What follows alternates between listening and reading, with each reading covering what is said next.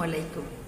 আমরা প্রতিদিন ভাবি, ঘুমোতে যাওয়ার আগে ভাবি কালকে সকাল থেকে উঠে এমন ভাবে প্ল্যানিং করে কাজ শুরু করব যে একটা মিনিট সময়ও অপচয় করব না। কিন্তু ঘুম থেকে উঠেই এলোমেলো কাজ শুরু করে দেই। পুরোটা ফোকাস আমরা নষ্ট করে ফেলি যে কোন কাজটা আগে করব, কোন কাজটা পরে করব। ভাবতে ভাবতে আমাদের দিনের অর্ধেক শেষ হয়ে যায়। আবার প্ল্যান করি কালকে থেকে কাজ করব। সো আজকের ভিডিওটি তাদের জন্য যারা এইরকম এলোমেলো চিন্তা করে দিন টাইম সময়গুলো নষ্ট করছি।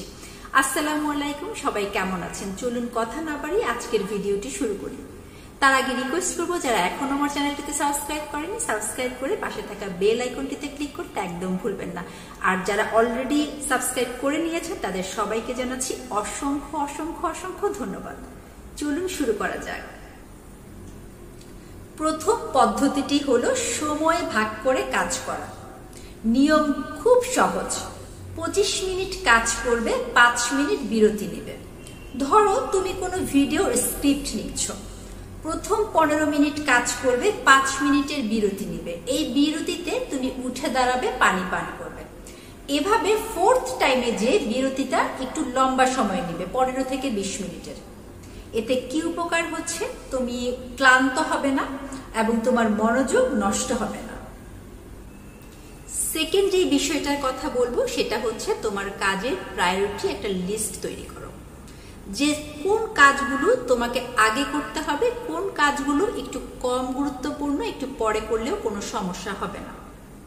যদি তুমি কোনো ভিডিওর কাজ করে থাকো, সেই ক্ষেত্রে তোমার অনেকগুলো কাজ থাকে, যেমন ধরো থাম্বনেইল বা ফেসবুকে কোনো পোস্ট করতে চাও, এডিটিং করতে চাও, সেই ক্ষেত্রে সব থেকে গুরুত্বপূর্ণ হচ্ছে তোমার ভিডিও করা, এবং এটা একটা সময় সাপেক্ষ কাজ।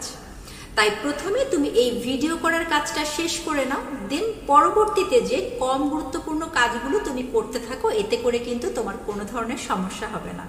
তো এইভাবে করে একটা প্রায়োরিটি লিস্ট তৈরি করে ফেলো দিনের শুরুতেই। 3 নাম্বার পদ্ধতির কথা বলবো, যেই কাজগুলোতে আপনার সময় নষ্ট হয় সেই কাজগুলো থেকে দূরে থাকেন।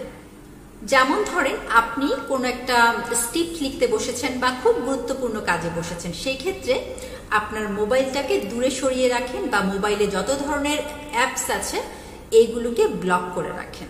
আপনি যখনই কোনো কাজ করছেন বারবার ফেসবুকের যদি নোটিফিকেশন চলে আসে, সেক্ষেত্রে কিন্তু আপনার মনোযোগ নষ্ট হবে।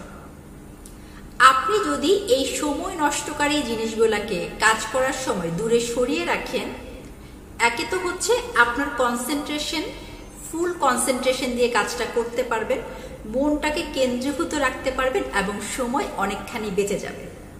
তো যখনই আপনি কাজ করবেন এই জিনিসগুলোকে আপনার থেকে দূরে সরিয়ে রাখবেন, এতে করে কিন্তু আপনার কাজের কোয়ালিটিও খুব ভালো হবে। তুমি যদি এই 3টা উপায় মেনে চলো, তাহলে কাজের প্রতি তোমার মনোযোগ ধরে রাখা খুব সহজ হবে। এই ভিডিওর নিচে এসে কমেন্টস করে জানাতে ভুলবে না তুমি কোন টেকনিকটি ফলো করবে। যদি ভিডিওটি ভালো লেগে থাকে তাহলে একটা লাইক করে দিবে, আর বন্ধুদের সাথে শেয়ার করতে একদম ভুলবে না। দেখা হচ্ছে খুব শীঘ্রই।